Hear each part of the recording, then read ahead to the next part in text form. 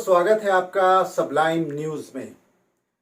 जैसे कि आप जान रहे हैं, दुनिया भर में जो पेंडेमिक के बाद उभर के मामला आया है कि some time like at night वहाँ पर लॉकडाउन हो रहा है। और हमारे यहाँ इंडिया में भी, यानी ख़ास तौर से इंडिया के मेट्रोपॉलिटन सिटीज़ में लाइक मुंबई में रात के 11 बजे से सुबह के 6 बजे 7 बजे तक लॉकडाउन का सिलसिला बदस्तूर जारी है।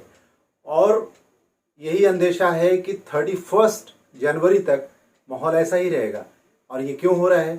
ये हमारी स्टेट गवर्नमेंट प्रिकॉशन के तौर पर ये सारी चीज़ें कर रही है, क्योंकि इससे फ़ायदा भी बड़ा हुआ।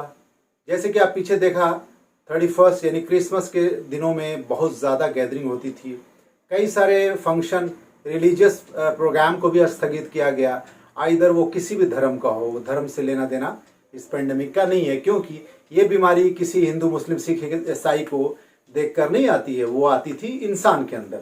तो इसलिए हमें इस बारे में धर्म का रंग नहीं डालना चाहिए इसके ऊपर।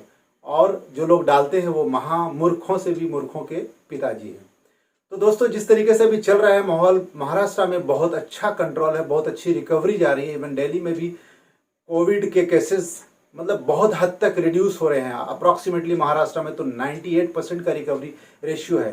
तो बहुत जल्दी ऐसा होगा कि गवर्नमेंट डिक्लेयर कर देगी कि 100% हमारा स्टेट सिक्योर्ड हो गया, जैसे इससे पहले गोवा में और कई जगह पे हुआ है।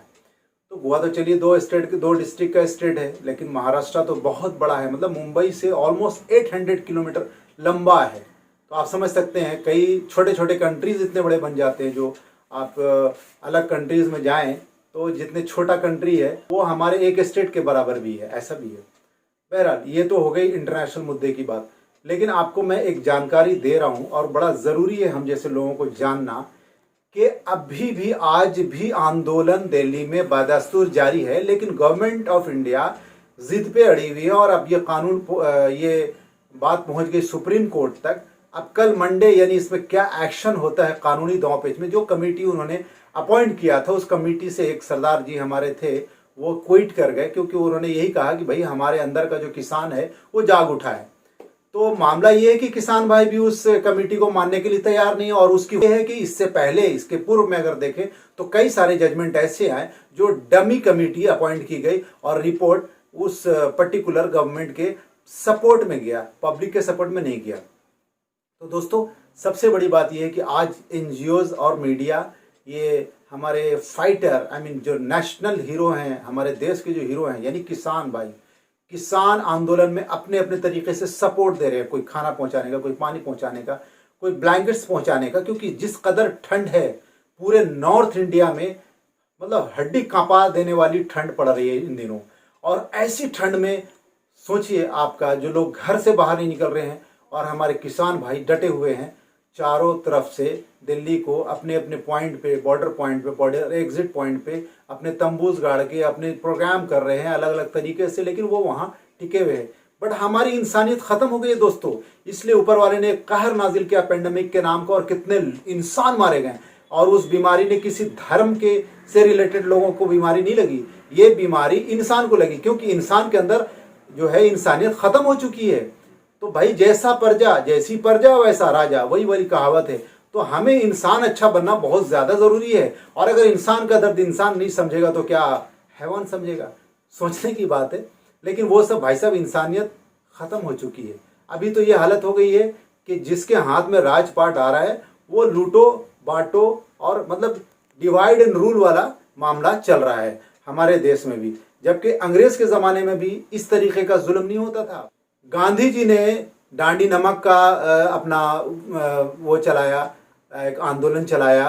फिर अलग अलग जगहों से, अलग अलग पूरे देश में अलग अलग राज्यों में वो गए, जैसे बिहार, यूपी, बंगाल, हर जगह गए और उन्होंने अंग्रेजों के खिलाफ आंदोलन छेड़ने का आह्वान किया। अब ये समझ लें आप कि 200 साल इन गोरों ने हिंदुस्तान के कलेजे पे बैठकर राज किया।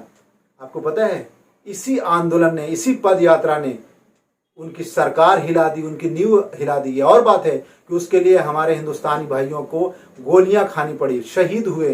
फांसी तो आम बात थी उन दिनों। कोई भी सजा बड़ा होता तो मतलब, अभी तो क्या है, केस चलता है। उस जमाने में केस नहीं, फटाफट जजमेंट आता था और उनको बीच चौराहे पे खड़ा करके फांसी चढ़ा दिया गया, बीच चौराहे पर खड़ा करके उनको फांसी दिया जाता था। लेकिन दोस्तों चाहे जो भी हो, 200 साल की जब सरकार, जब जो विदेश से आके यहाँ पर अपने आप को स्थापित कर दिया था, उनको भगा दिया गया। तो भाई साहब 5 साल की सरकार है, 5 साल में आप कितना जुल्म करेंगे अपने लोगों पर? किस तरीके से आप गवर्नमेंट की सरकारी चीज़ों को, जो 70 साल से ये चीज़ को स्थापित किया था, सरकार को मजबूत किया था, आप सरकारी चीज़ों को, सरकारी तंत्र को कितना बेचेंगे? एयरपोर्ट आपने बेचा, स्टेशन, रेलवे स्टेशन आपने बेच दिया, ट्रेन आपने बेच दिया, जमीनें कौड़ियों के भाव आपने बेच दिया। अब किसान को बेचने की जब बात आई तो किसान खड़े हो गए, क्योंकि किसान बड़े मेहनती होते हैं और बड़े सब्र वाले भी होते हैं। तभी तो एक अनाज बो के 3-3, 4-4 महीने का इंतजार करते हैं, कभी बारिश का इंतजार करते हैं, कभी अपने नसीब का, कि हमारे नसीब का जो होगा होगा, और मेहनत भी बदस्तूर करते हैं। तो आप लोगों ने गलत लोगों से पंगा ले लिया, और यही एक ऐसा पत्थर जैसा जवाब होगा जो किसानों का जवाब आपकी सरकार को बर्बाद कर देगा, और आपको ही बर्बाद कर देगा, क्योंकि आप एक दो नहीं, हजारों लोगों का घर उजाड़ने के लिए चले हैं। आप बचेंगे नहीं इस बार। ये कोई एयरपोर्ट नहीं है, ना रेलवे स्टेशन है, ना रेलवेज है जिसको आपने बेच दिया। ये कोई टेंडर नहीं है गवर्नमेंट का कि अपने लोगों को, अपने कॉर्पोरेट के लोगों को दे दिया। इस बार आप हिंदुस्तान के दिल पर वार किया है, और वो दिल और वो कलेजा कोई और नहीं, हमारे किसान बंधु हैं। इसलिए इस बार तो भाई साहब खैर नहीं है, चाहे जो भी हो जाए, क्योंकि किसान भाइयों ने डिसीजन ले लिया है कि चाहे जो भी हो जाए, जब तक ये कानून रद्द नहीं होगा तब तक हम दिल्ली से मूव नहीं करेंगे। और आगे आगे आप देखिए होता है क्या दोस्तों। तो जय हिंद, और ऐसे किसान भाइयों को सलाम है मेरा।